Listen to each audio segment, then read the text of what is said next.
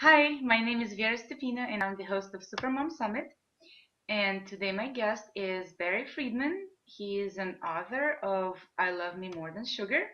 He has made more than 200 TV appearances, including The Tonight Show with both Carson and Jay Leno, and the Presidential Command Performance and Showtime comedy special. Hi, Barry. Hey Vera, how you doing? None of Uh, those TV appearances were with Sugar. With Sugar, I've done about 15, and they're not as much fun. They're not the Tonight Show, but the Tonight Show and all that. It's part of my juggling past, which maybe you can link to here, so people don't think it's crazy. But oh, yeah, I will. four-time World Juggling Champion, and Oh, and awesome. now on the Supermom Summit. So it's all You never know where the life is going to take us. that's so true. So, tell us your story. How did you come to what are you doing today? Yeah. So these days, as you mentioned, my book is called "I Love Me More Than Sugar," and it's a guide about 30 days sugar free. It's our addiction to sugar and how to look at it and how it's affecting your life. And that's exactly what I did on Leap Day, February 29th, 2012. My 9-year-old son asked me what I wanted to leap for Leap Day, which I love the idea of leaping something for Leap Day. And we had just finished eating these big frozen yogurts with all these gummy bears and chocolate and nasty. And my stomach hurt. So out of the blue, I said, I'm going to leap sugar. And I did. And on March 1st, I woke up thinking, man, I just feel different somehow. I just feel like more energy and I slept really good. So I told my wife, I'm going to do 30 days of this to see what that feels like. Uh-huh. And probably about 20 days into that, I realized I was going to do a year just to see what that felt like. And here we are, depending on when you're watching this, the beauty of the internet, you can do the math back to Yeah. February 29th, 2012. But current day, it's been 2 years and a handful of months. And life's good. It's very Wow. fun. It's very sweet on the other side of sugar-free. That's impressive. It's a long time without sugar Yeah. and all the gummy bears and everything. Oof. So, And what well, I realized, in that story, what I realized is I was eating all that stuff as so many of us are, just out of addiction, out of habit. It's what we've been doing since birth. A lot of baby formulas, two of the first three ingredients are different forms of sugar. Uh, we get it as we're punished with it, we're rewarded with it, we're bribed with it, and it's just part of our life. So that point, I think I was 50 years old or so when my son asked me that, or I was turning 50 soon actually, because I remember my first sugar-free birthday party. It was very fun.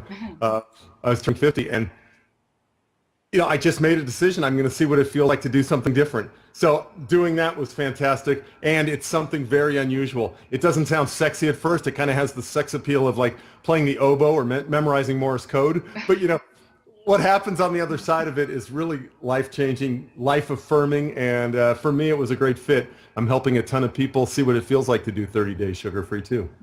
so are we talking about removing sugar completely in all of the forms or just the added sugar? Except this. This has a pound of sugar. No, this doesn't have any Oh, sugar. okay. It Just looks like water. it has. So Yeah. what I do for sugar, and really what I recommend people try, is don't try and chop down the whole tree at one time. If you want to try something like this, get rid of processed and refined sugars. It's very doable. Takes a little bit of time just to look at what you're eating, to do a little bit of preparation. But don't be cutting out fruit. Don't cut out every single form of sugar. Your body does need some sugar, the healthy kind. What I talk about is the low-hanging fruit. All right, we'll just use a phrase there. While still eating fruit, the candies, the cookies, the baked goods, the processed refined, the high fructose corn syrup. Yeah. And yeah, within that, if you're going to drink fruit juice, dilute it down for that first 30 days.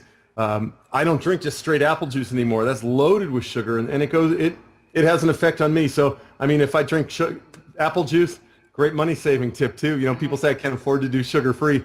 A gallon of apple juice will Yeah. last me quite a bit because I put about a quarter of a cup and the rest of the cup with water, and it's just Mhm. wonderful.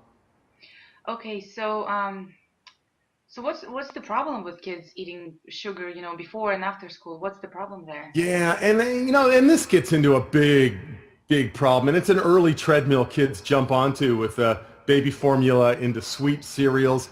You eat sugar first thing in the morning, your insulin levels, your dopamine levels, they're all set very high, and we have that demand for sugar all day. If we eat protein in the morning, if we have a very good protein breakfast, sugar demand is set, expectations are set so low that it's very easy for a kid to live the rest of the day with a very healthy amount of sugar. So whether you want to have your kids try and go sugar-free Uh-huh. for 30 days, it's a big challenge. But can we look at reducing it? Can we look at not giving them sugar the first thing they wake up? A kid wakes up and has a bowl of cereal, which maybe has 12 grams of sugar in it. He has a glass of orange juice, which has in the 20s of grams of sugar. Quick formula, take your grams of sugar and divide by 4. That's how many teaspoons. So with that cereal and orange juice, we're up to about 30, let's say. Divide by 4, that's just under 8 teaspoons of sugar. I know you're not going to pour that into a glass of water for a kid and tell him to drink that right when he wakes up. But in essence, that's what the kid's body sees. Yeah. So stick to a high protein breakfast. Keep the demand and the expectation for sugar nice and low for the whole day. And then, we can talk more about how to do healthy meals and how to carry that through. But the problem of waking up and just hitting sugar right away, it sets unreal expectations for the body. And, our kids are eating 70, 80, even 100 grams of sugar in a day now. It was never meant to be that. It was meant to be something that, it was actually originally called the fine spice, and it was something that people would eat maybe 4 pounds a year. Wealthy, royalty would eat 4 pounds a year. Now we're doing 150 pounds a year. We haven't evolved to a point where we can handle that. This is crazy. And why? So you said the protein is going to help them mentally. How is it going to help them? Sure. Protein is what goes in and helps rebuild the cells. That's what helps the proteins in our body. It's all the reforming. And doing that in the morning is a treat to your body. Giving it sugar is a nightmare to your body right in the morning after a full night's of sleep. We wake up needing the fuel, just like, we don't wake up in the morning and pour sugar into our car. We need the good fuel to be able to work. And protein is the rebuilder. It's the great rebuilder of everything in the body, all the tissues. And that's what we do. So when kids eat sugar in the morning, by the time they get up from that sugar and the crash happens, maybe they're in their first hour of school. It becomes very difficult to focus, very difficult to sit still, because the brain has a whole different agenda. At that point, the brain is just going, man, where can I get more of that sugar? It's not worried about math. It's not worried about reading. It's not worried about any of that stuff. It's like, how can I feed this habit? And that's not a good place for learning. It's not a good place for cooperation, for teamwork, for behavior, for any of the stuff that we try and learn in school. Mm-hmm. Do you think that giving them protein in the morning would it help them to stop going to the candy machines all the time? Oh my gosh. Well, the fact that there are candy machines in school and Coke machines and handshake deals with fast food companies in school, which are all their foods are loaded with sugar. That's a whole nother topic that just makes me want to jump and shake some administrators. But we have politicians in bed with lobbyists, in bed with food companies. There's a lot of weird stuff going on there, and there's no reason a school should have a McDonald's and a Pizza Hut and a KFC. It's a problem. But having proteins in the morning, give the body that break. Don't make it start working on sugar. Mm-hmm. Give it the break to get to rebuild the tissues, to really land in our body, have our brain in a good place. Man, a ton of this. There's really no reason. I mean, we don't drink anything in our house but water. If I do a little bit of juice, as I said earlier, that half gallon of apple juice will last me a long time because I may mix it in a smoothie or something. But for the most part, the body's mostly water. If you don't think the body's mostly water, you should try making beef jerky sometime. Take a pound and a half of meat and you have a few ounces of it. So really what we want to do is just keep the body and the brain wet and do that with water as much as possible. And it's hard. Hey, I'll admit it, man. Kids, you got a 5-year-old at home. You have a 4-year-old, you said? Yeah. He's been doing a lot of sugar his whole life. It's not going to be an easy transition. But what you can really start doing is just looking at the times of day and systematically getting rid of some of the heavy stuff. Even taking water into his juice and doing half and half for a little while. The expectation will come down. The need to feed the sugar habit will come down. Yeah. And how long do you think it takes to lose the addiction to sugar? You have a lot of experience, obviously. Yeah, I have personal experience, and then I have people who have gone through 30 days sugar-free, and man, I track that stuff like crazy. There's a really difficult day in the beginning, I'll tell you that, Vera. There's no doubt about it. There's going to be one day if you're an adult and you decide that you're going to try 30 days, there's going to be a day where you're at your edge, where you're standing.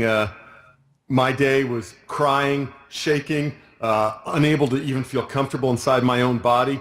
It's very similar to going off any hard drug. And I'm guessing on the hard drug just from research and studies and doctors I've talked to. I haven't done that myself, but there's shakes, there's crying, there's insecurities, there's games. All the systems in the body will gang up to really try and get you to get back on it. Physical, emotional, intellectual, you'll even start playing those games, chemical, physical. There's just all this stuff that'll gang up on you to try and get that sugar back. There's an old part of the brain, the lizard brain, the reptilian brain, and it doesn't want change. Its number one job is, keep Barry safe. And in its eyes, sugar and the way things have always been have been safe. So it's white knuckling that for a couple days. The addiction, man, I don't know. For me, when I went for the 30 days around day 20, I felt it. I felt a day when something snapped. I looked at something and I didn't want it. I had slept like a baby. My wife actually said for the first time in our 27 years, I see you in a conversation instead of just at a conversation. Uh-huh. Mental clarity, skin cleared up. I don't know how good my camera is, but man, I found video of me from 2008 and it scared me that it was even me. You look great. Yeah, clear skin, man. I tell you, I think sugar takes a slow toll on our teeth, on our skin, and our mind. And there's this story going around that we have to do it, that it's in everything. And there's two big lies that I hear people say when they're getting ready to contemplate this challenge, and that's everything has sugar. One of the biggest lies in the world. I eat wonderfully and I never have sugar. And then that I could never do that. Those two lies keep the reptilian brain that wants everything the same. They keep that part of the brain really happy. What it also does, though, unfortunately, is it blocks out the possibility for what's on the other side. Yeah. So I know that you took your son through the same challenge, right? That he's off sugar completely. No, he's not anymore. He did 30 days sugar free, but he did it for a laptop computer. Oh, how funny. He really wanted one. After I was about a year sugar free, he started. I think he was probably 10 and a half or something. He wanted a laptop, and he'd see me working, and he wanted to be like Dad, of course. And his mom works on computers sometime, and it's like. And I said, hey, you want a laptop? You want to know? And I'm not threatening you with this. You don't have to do it, but I am telling you I'd love to see what the effects are for all the work I'm doing in the world, what it's like for a 10-year-old. And he loved it. He actually took him 4 times to get going. The first time, I think it was around day 12, he got invited to a birthday party, and he said, Daddy, I'm going to have sugar at the party. And I'm like, cool, we'll just start over if you want to do it again. And then he made it to day 14, then he made it to day 15. And every time he made the conscious decision to have sugar. And 2 of the times I wasn't even there, but he came home and told me, which I loved. There's all kinds of great growth opportunity on this. But yeah, when he finally went through it, we got to day 31, and I said, what do you want to do? And he said, I want to eat sugar, but I want to kind of know about it. I feel like I've learned, and I made him talk to me about what he felt and how he slept, and did he feel anything different in his brain? So I wrote about it a bit in my book, but it's amazing to have a 10-year-old. I think it's very rare unless the family's living that way. Yeah. But yeah, he eats sugar now, and I'm not the guy to say you're not eating sugar, but I do help him think about it. And, more than anything, if you're a parent out there, and I know most people watching this certainly are, I guarantee you one thing, every move we make in our life is on a big iMag camera, and that's what our kids watch. We can put whatever we want to come out of this mouth, but really what they watch is what we do. If you're telling your kid to be not to get on media and you're texting while you're driving, the message is, I want to be on media all the time because my mom is. Yeah. So, my son sees me, and my wife, she doesn't eat sugar either. He sees us not eating sugar. So I see it play into his world. I see him eating a lot less than he ever would have. And who knows? It's all a big experiment, this parenting thing we're doing. It's great. Yeah.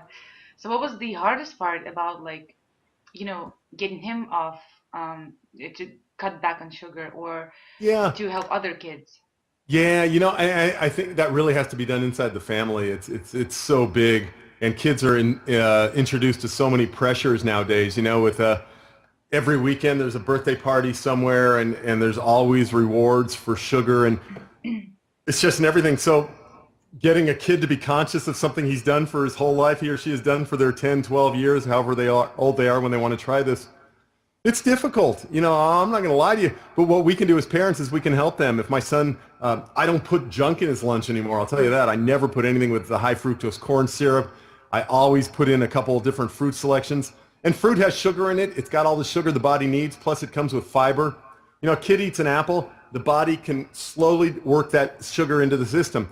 The kid eats a Coke, and man, that is, whatever, 30, 25, 30, depending what size they drink, 40 grams of sugar going straight to the liver. The liver doesn't know what to do with that. It can't work it slowly into the system. So the liver processes it right into fat. You know why people are fat around the center here? I'm not. But why people are fat around the center there is because it's right next to the liver, and the liver just throws all that fat for storage. But the truth is, if a kid's sitting around playing video games or sitting down, that fat's never called upon. Yeah. So it just turns into love handle. You know, love handles are there for a reason, right next to the liver, man. It's easy delivery.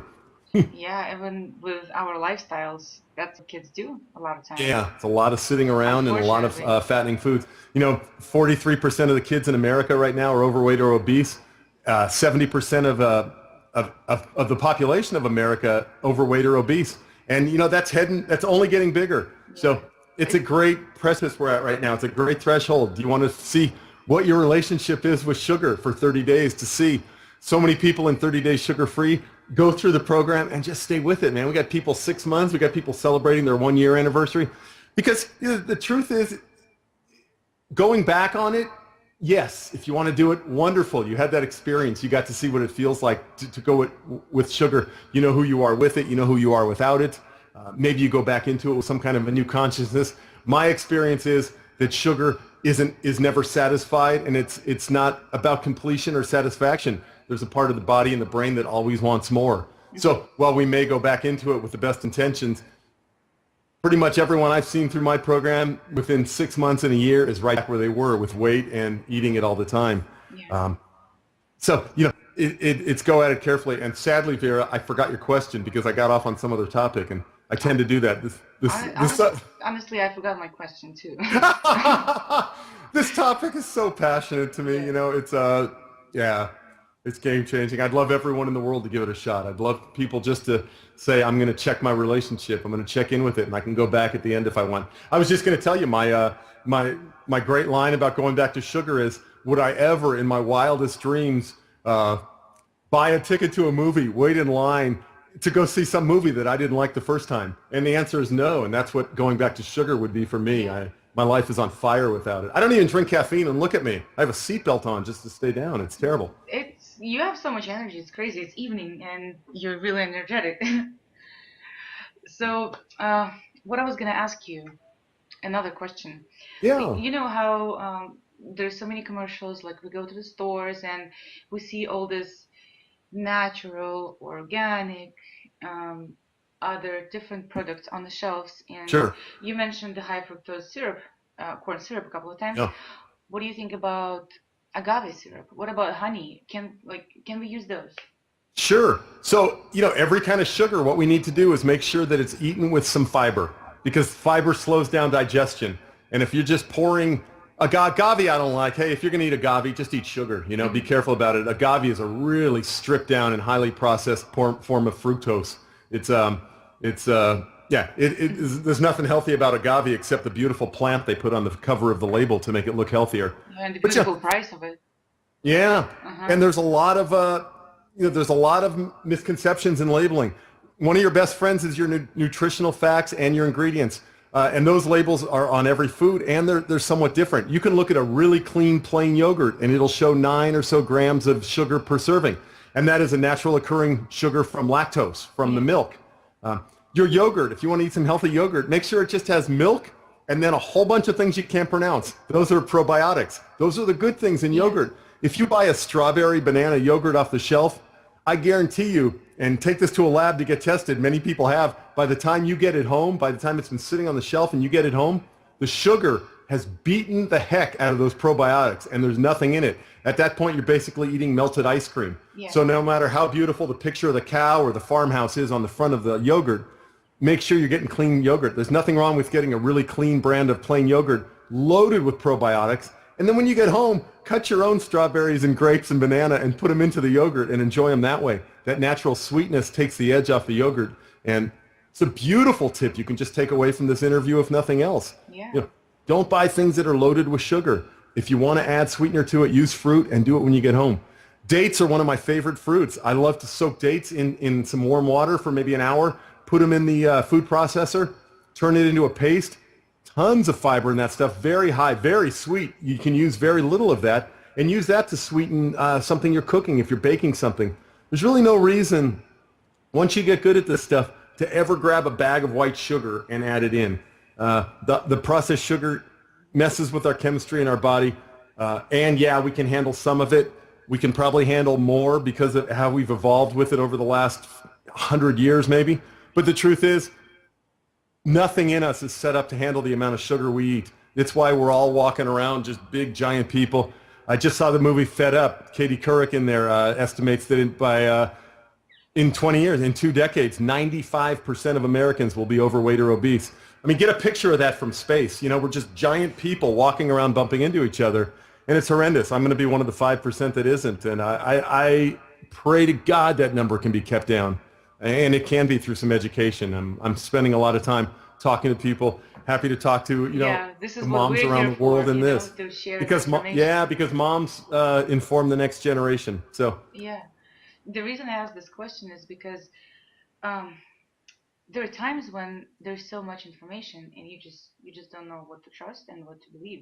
How and they tell you, oh, agave syrup it's really healthy, it's natural, it has a lower glycemic index, so it's good for you. So we go and we buy it and we use it, we give it to our kids, we use it on ourselves, yeah. and it's really And the confusing. truth is, check. So I was saying, yeah, the ingredients. Look for ingredients. There's over 50 names that sugar is called on labels. I have a list of those I can share with you for your readers, for your listeners here. 50 different ways that sugar is put on labels. Man, you got to be a sleuth in a way. But Yeah. really, beyond being a sleuth, Michael Palin, the author of The Omnivore's Dilemma, put it so beautifully. You don't have to study everything. Cook real foods. I mean, at the end of the day, cook real foods. And I don't have time for that. Man, when I hear that, I just go crazy, and I can't afford it. I go crazy on that. A great graphic. I get an organic chicken for about $12 at my co-op. Some organic veggies. I think the whole thing probably cost me about $15. I put it in my crock pot in the morning. I'll cook it, and that chicken and veggies is 2 dinners and a lunch. So, and that's probably about $15. So tell me you can do anything like that that's healthy, and I will have a conversation with you that I will end up changing your mind I on. know one trip to McDonald's is probably going to cost you more than this. Oh my gosh, and my heart my heart falls apart. I've never eaten at McDonald's. I mean, I haven't eaten at McDonald's in probably 20 years, but my son really wanted a bite of a cheeseburger once we were on a trip, and I said, cool, let's do it. And I went and got it for him. Man, I never had seen, it was a new look. You know how you have your kids and you know Yeah. every look their face is capable of. He took a bite of that cheeseburger and I saw something I had never seen in his face, and he just, it was, I pray people aren't doing that to themselves, and I understand it. I understand how convenient it is to pull in. I spend about 2 hours on a Sunday night prepping a bunch of food for the week, Yeah. and it is beautiful time, man. It's a great time with my wife. It's a great time with my son. We cut up veggies. We make a soup. We get some stuff for the crock pot. We kind of just plan what we're going to do, and it takes a little bit of planning. I have a snack bag I always take with me. It's got some almonds in it. It's got some raisins. It's got some sugar-free. They're called corn thins. They're these little breads I can use. Hmm. I take some tuna envelopes, not tuna cans because they're a hassle, but I just have one of those, like an envelope of high-protein tuna with me, and I can always do something. It's not as easy. I will grant every person watching this, it is not as easy. But are we here for easy, or are we here to keep ourselves out of the hospital, enjoy a life with our family, and a life full of physical activity? We get to decide. Absolutely, I agree. Every time you put something in your mouth, in fact, oh God, there was this incredible quote that said, every time you eat something, you're voting for health or sickness. And I had to think about that. And to some micro level, it's true. We are voting. Maybe it's not a huge vote, I'm going to die, but you put a candy in your mouth, you are making a vote Yeah, to not treat your body like a castle. yeah, that's so true. So there are a lot of things that you just said. I know, I'm out Do of you control. have a way to remember all of this that's simple? Yeah. So if this movie Fed Up is playing anywhere near you, or you can rent it on Oh, I want Netflix. to watch it. I haven't seen it yet, but Great I've read so movie, much man. It's about funny. it. It just came out. I went to LA to see the premiere, and I met the filmmakers, and it was just exciting. I told them what I was doing. We had a great conversation, and it just came to my small town where I live up here near Lake Tahoe. So I went and saw it again with everyone, and I recommend seeing that movie because it's got some great facts in there, some real scientific Mhm. stuff about sugar. Michael Palin in there, that author, Oh, I love Omnivore's him. I read his Dilemma. books. He's amazing. He's a great writer, but he has that great line. So you want to remember something easy to take away? Cook real foods. You can't go too wrong. Hey, maybe there's sugar in there. If you use an apple, you'll get plenty of sugar. Yeah. I don't know if you like mangoes, Vera. Do you like I mangoes? love mangoes. I love okra. Man, 2 years ago, well, I've been off sugar 2.5 years. Let's go back 5 years in my life. If you held a mango in front of me in the Snickers bar, I would have beat you up for that Snickers bar. Now, it's just like mangoes to me are the most wonderful food in the world. Very sweet.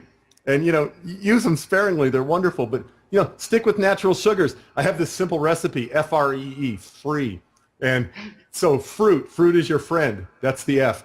R, replace. Start looking for ways. We talked about about it in this interview already. Look for ways you can replace the big sugar items in your diet or your children's diet with things that are healthy. It's really easy to do. Really easy once you put some time to it. E, examine those labels. I'm going to share with Vera here, and you guys can see this list of ways that sugar is put on labels. It'll blow your mind. It makes no sense, but it does make sense because it keeps us, if every place on that ingredient label it said sugar, people would go crazy. But you see something called evaporated cane juice. Man, does anything sound more beautiful than evaporated cane juice? That's sugar. Exactly. That's sugar. Yeah, it's just other names for it. So all these different ways of hiding sugar. And then the final E is exercise. These bodies that we're given, they are gifts. They are gifts from no matter what deity you believe in. Your body is a gift. Treat it like one. So FREE, fruit, replace, examine, and exercise. That simple recipe will take you a long way towards health. That's pretty simple. It's easy to remember. Yeah, we got that one covered. Yeah. So, what's your favorite recipe? Or actually, give me a few. Breakfast, yeah, for lunch, for dinner? I like, I've changed, my idea of eating has changed so much in the last couple of years. I mean, I used to be the guy, maybe like some of the moms watching, the quickest thing to eat, the most convenient thing to eat. I never did fast food. Somehow I got really turned off to that as a kid. But I mean, I would just eat like candy bars or blah, blah, blah. So, I bad sandwiches, whatever it was, just everything had to be sweet, and that's the way we're brought up. I was definitely one of the 150-pound-a-year guys of eating sugar. So, for breakfast, I like high protein. I've told you that. I use oatmeal as a base for so many things in the morning. I'll put raisins, banana, flax seeds for high protein. I'll put almonds. So oatmeal is like this great breakfast for me. And even if it's hot out, if I get my body hot in the morning, I'm actually cooler for the rest of the day. Yeah. And I haven't studied the science of how that works, but I really like eating warm cereals in the morning, no matter, of course, in the winter, it feels great. Oh, yeah. But, I'll put raspberries, I'll put fruit in there, sunflower seeds, pumpkin seeds, flax seeds I mentioned. So I'll use oatmeal in the morning. There is a sugar-free cereal. There's actually a couple of them. They come in really just like bulk packaging almost. One's 100% non-GMO corn puffs. I get those. They're made by Arrowhead Mills is the company I get them from. They also make a rice cereal and a puffed millet. Mm-hmm. And, they're dry. They're not yummy on their own, but they're great bases for adding fruit to. They're great bases for adding all those protein items that I just mentioned to. Dress them up. Use those to kind of fill the bowl and then make it yummy and delicious with the stuff you add. Eggs and bacon, I love that stuff. Difficult for me to find sugar-free bacon, but I found a couple brands that aren't cured in sugar. And even if you find, I'm not trying to make you guys go into crazy militant mode here on zero sugar. If you want to try 30 days sugar-free, please do. And then be careful of the sugar you're eating. But if you're just looking to reduce, bacon's not your worst enemy. Don't get the honey sweetened bacon. Yeah. Get regular bacon. You can look on the back on the nutritional facts. Maybe a serving of bacon will have 2 grams of sugar, half a teaspoon. You're going to live on that. That's not going to kill anybody here. Look for the, this is the looking for replacements. This is the R in my free formula. Look for replacements. And bacon's yummy. It's got a good essential fats. We got rid of in the 70s. The McGovern report came out, and all of a sudden everyone yanked fat out of foods. Huge mistake because, as they say in FEP, Dr. Robert Lustig says, when you take fats out of food, it tastes like cardboard. So they started throwing sugar in. I would much rather see you guys eat healthy fats. Avocados, even bacon fat, good healthy fats that your body uses in a responsible way. Omega-3 oils, great healthy fats. So a couple ideas for breakfast. For lunches, I love using high protein stuff again. Tuna, turkey, chicken salad. I'll make things like this, and instead of bread, most breads have a lot of sugar in them. I'll just use romaine lettuce, and I'll make these wonderful, delicious wraps out of lettuce. Great fiber, great, good for the body. Body knows what to do out of that stuff. Salads, chicken, fish. I stick on those things. When I go to restaurants, I eat fish, chicken, steamed veggies. I just stay away from sauces. Sauces is you never know what's in there. Sauce is another 5-letter word for sugar, right? It's the other S word. Most sauces in restaurants will have sugar in them, so I get away from that. For dinner, I make that a light meal for the most part. My body doesn't need to work like a crazy person at night. I will do steamed veggies. I'll do some other kind of meat usually. I'll make some kind of pasta, and people go, well, pasta turns into sugar in the body. Absolutely, I get that. My 30-day sugar-free, and my life is never about avoiding anything that turns into sugar in the body. I knew what I had to get rid of, and it's changed my life, just getting rid of the really junky stuff.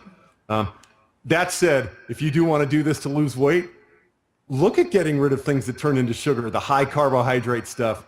Sure, look at getting rid of that. It's that stuff's adding pounds to you, I guarantee it. If you want to just get rid of the stuff that's ruining your skin, your eyes, your weight, making you sleep, making you anxieties, raising your blood pressure, you can do a whole lot towards that just by getting rid of the really bad stuff that you know you're eating. Hey, nobody picks up a donut and says, I'm treating myself right now. People pick up a donut and make some kind of a deal with themselves that they're willing to live with.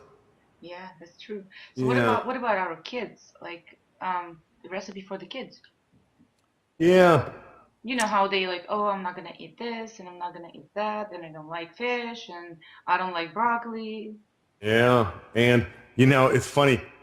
Dopamine, that's what's used in our body. That's our bank. That's our currency is dopamine. And when our dopamine levels, they go crazy when we put in something like even a really sugary yogurt. A kid thinks I'm eating one of those yogurt pops. I'm doing something good for myself. Go-gurt, yeah. Yeah, Go-Gurts, exactly. They can't even call it yogurt with a straight face. They got to call it Go-Gurt. So, so the brain, the dopamine level, it's a huge reward. It feels great. Broccoli has an absolutely zero reward, the dopamine. It doesn't trigger that reward system at all. So what we need to do if your kid is, and I've been through this. I did it with a 9-year-old. I looked at ways to slowly reduce and then to go sugar-free for 30 days. And it's simple things. It's just being responsible, helping them understand the effects of their body. Let your kid watch Fed Up. I didn't take my son to LA to see the premiere, but we watched it a week or two ago when the movie, man, we had a great conversation that night about it. All kinds of realizations just about when he stays awake at night or when he has stomach aches. A lot of kids won't even relate a stomach ache. This is how disconnected we are from our food. They won't even relate a stomach ache to what they ate, which is unbelievable to me from where I live in life. To not make that connection. Cook with your kids. Don't make food some mystery that just magically appears in a bag or on their plate. Cook with your kids. Kids have great conversations with you while they're cutting vegetables, while they're cutting food. It's incredible to give kids that connection back to what is eventually going to go into their body. We don't go out and pump our own oil to make crude oil to make gasoline for our cars. So in a way, we're very disconnected to it. We pull up to a pump. We pay way too much money and we shove gas into our car and we drive away. Yeah. And sadly, we're doing that with food. But the connection is possible with food for what we put in our body, what we put into our mouths. And giving them that education is fantastic. And looking for ways to replace, always looking for ways to replace and helping them. And, number one, Vera, modeling. Don't sit there drinking a big gulp, the size that are so big they should have a chin strap to be held to your face, and telling a kid he's eating too much sugar. Because what they're seeing is a mom or dad drinking 64 ounces of cola, which is more sugar than I'll have in the next year. Yeah, they do what they see, and yeah, they do what they see. Sometimes we set really bad examples. So what about parties? So we're going to a party. How am I going to tell them, hey, you know what? Everybody's going to play with the piñata, and you're not allowed to. Yeah, a couple strategies on that. If the child is trying to do a 30-day sugar-free or really trying to feel what it feels like for some length of time for sugar-free, find other ways to let him reward and let he or she reward themselves at that party. And that may be with some kind of hitting the thing, but having the joy of handing out all their candy. If the child just wants to, if you want to just try and working on reducing, great. Beat the piñata, collect it all. Have some kind of agreed upon limit and let the kid get involved. Once again, it's letting them get involved in that decision. And if that decision is, hey, I want to eat all I want to eat, great. Make it conscious. Make that decision conscious. And then do the follow-up. How'd you feel eating all that candy? Does your stomach feel all right? Do your teeth feel weird? Do you have any kind of weird sleeping? And if they say no, you know what? the conversation happened, Vera. At least you guys got to have the conversation about the food. Yeah. And it's difficult. It is out there. You know, I don't pretend to live in some kind of a bubble where there isn't sugar everywhere. The thing is all about bringing it back to a conscious conversation and a discussion, so it's not just an unconscious act of that's what's knocking us on our butts. Yeah, I always cook with my son. You know, he's 4.5, and I make him eat salads. I make him eat fish. Like, I make him eat pretty much everything we have. And I love it. I wish more people would do that. Even the cooking piece, man, just letting kids see where food comes from and getting them involved. It's a gift. Yeah. And if they're boys, they will grow up to be in relationships with people who will honor them for no end for being able to cook and understand that's food. so true. I mean, it's amazing. Yeah, and we also have a little garden, and we grow some vegetables. We grow some, fruit in a garden. And he's out of country now. He's spending summer with my parents. In Russia? In Russia, yes. Wow. And now he goes around and he tells everybody, oh, today I'm going to eat fish because fish is so good for me. And today I'm going to eat onions because onions are so good for my eyes and blueberries are good for my eyes, you know? So it's funny how everybody thinks it's funny, but to me, I'm actually so proud of him because I get to pass this on him, you know, pass this message on him. So I know he's going to grow up, hopefully, and eat something that's good for him. I'm not saying and with peer pressure and social, he may go like this, you know, but he will have some base, and that base is just ground zero for being able to control who he wants to be around food in his life. When kids don't have any base, they're like, I've always eaten. I talk to people all the time who say, why would I ever do that? I've always eaten this way.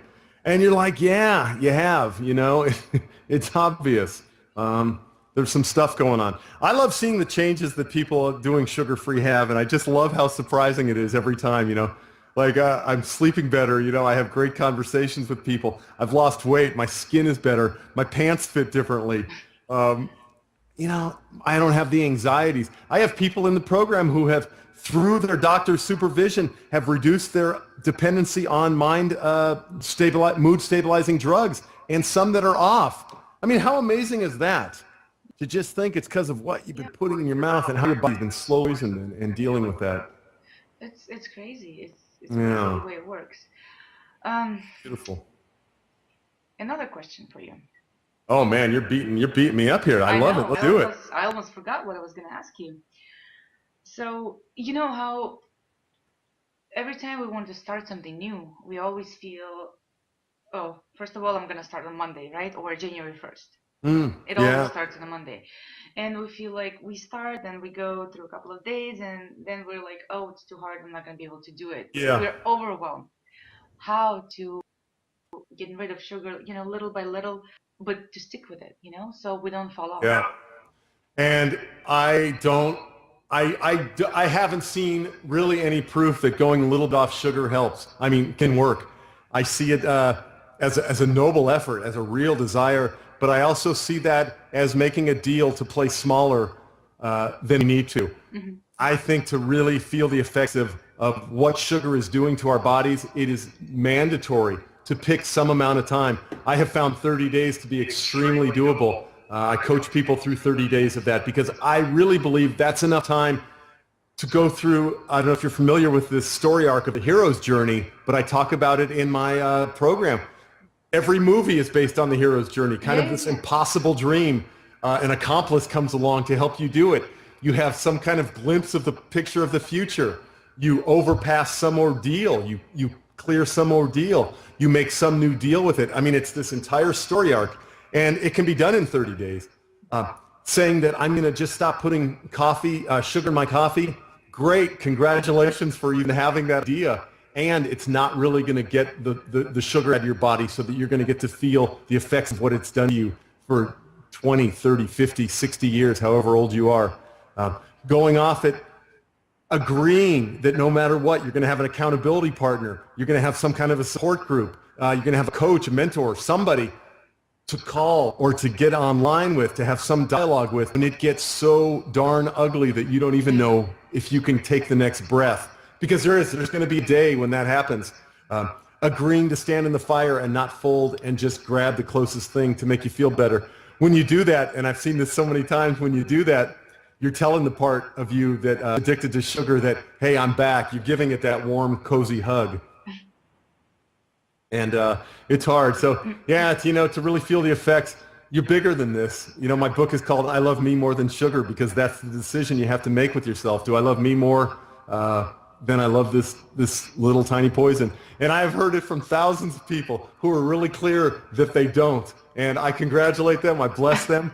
And if you want to try seeing if you are bigger than it, if you can understand your relationship with it by clearing it. We've all had bad relationships in our life, and what do? We get the person off our Facebook account. We get their number out of our cell phone. We get restraining orders. Get a restraining order for sugar, It's that kind of a thing. Well, cool. Well, I think we're almost done.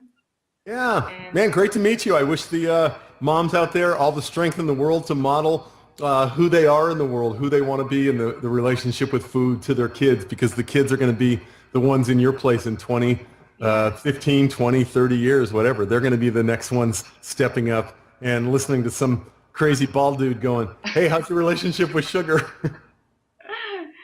Yeah. Hey, one thing I've proven for sure is going off sugar does not stimulate hair growth at all. Well, it doesn't seem to. You save on shampoo, so that's great. Yeah, oh man, do I ever? Yeah. Yeah. And I like it. So. Well, cool. Thank Vera, you great so to meet much. you, and great to meet all the moms who are watching this. Keep doing your job. It's the best job in the world. Some great information you shared with us, and I've learned a lot today, and I hope everybody who's listening and watching us, they, wrote some things down and took them home, and maybe they get to try it too with their families. I hope so. It'd be great. I'd love to reach out. I'm sure Vera's going to put some contact information on here. Reach out. I'm here for you. Yeah, absolutely.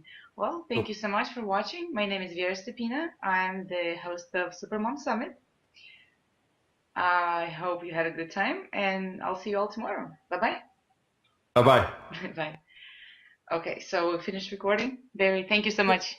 You bet, Vera. Enjoy. Thanks. This is awesome. And I'm sure, I'll see you again in the future sometime.